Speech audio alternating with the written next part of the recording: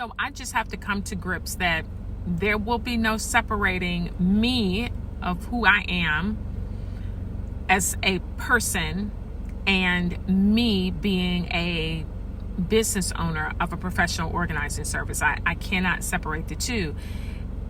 Just this week, I have had 2 clients lose loved ones. And so I'm going to be at funerals. I'm going to be offering to bring meals. I'm going to be checking on them because that's just what I do.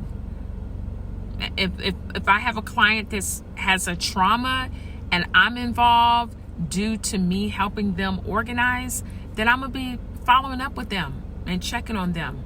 Not for continued business, but because I care about them.